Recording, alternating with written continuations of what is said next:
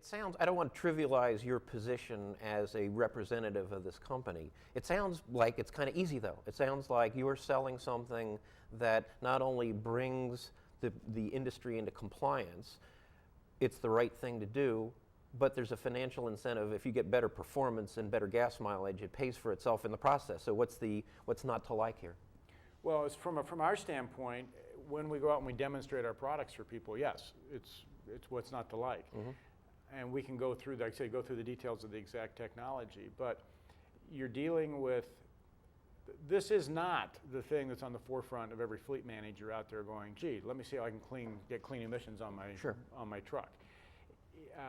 It is on the forefront of how can I meet the standards and still stay in business. Yes, okay? And performance, the whole performance, the whole thing. And then you have a huge number, literally tens of thousands of independent owner-operators out there who are running their trucks, and they're trying to find, and these guys they'll tell you down to the 10th of a mile exactly what their mileage is and how often they're changing their oil and how many miles they get out of a tire, et cetera, et cetera.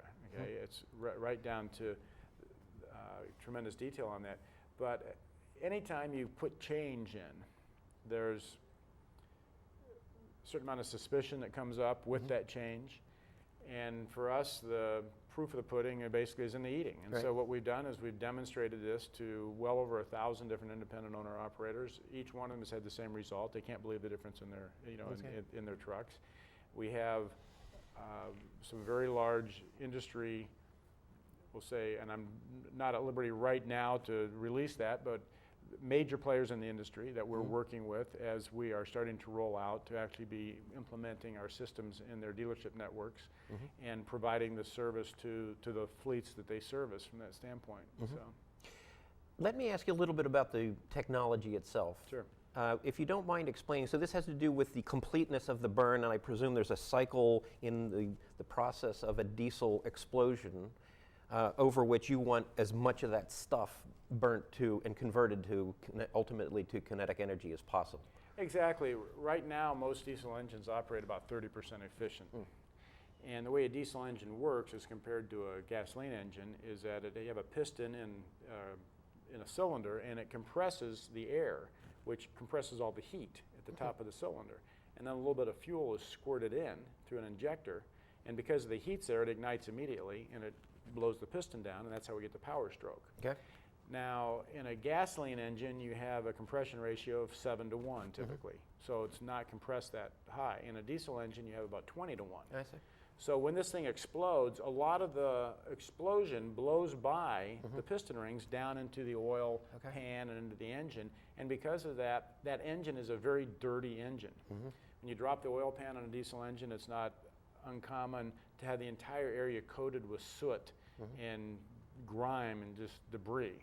So one of our first technologies that we have is an engine flush system that during the oil change, when the oil's out of the truck, we have a machine that you hook up to the engine and you circulate cleaning oils through the engine and completely clean all the soot and debris out of that engine so that it returns the inside of the engine to a state of new.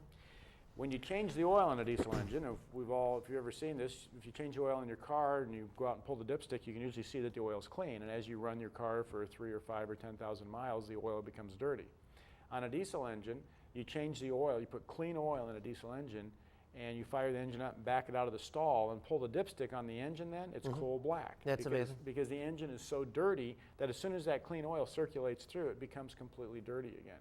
After our engine flush, when you pull the dipstick, it's crystal clear. And that's when I say the proof of the pudding is in the eating. When we have drivers that they sit there and watch us do this to their engine, and they have no idea what's going to happen. They're, like I said, usually highly suspicious of it. We back the truck out, sometimes let it run for 20 minutes just so it circulates through the engine. Shut the engine down, pull the dipstick, and their oil is clean. That's the aha moment. That's great. And we have all sorts of amazing stories about what the drivers say and what they do, and literally walking out in the parking lot and showing other drivers the clean oil in their dipstick and stuff. Okay. And just as a note, with that, we're able to knock out about 65% of the particulate matter that comes out of the stack. We're able to lower everything from carbon monoxide to even we get some lowers in the nitrous oxides in the engine on that, but we lower the emissions tremendously, and we restore the fuel mileage back to where the engine was when it was original. It's fantastic.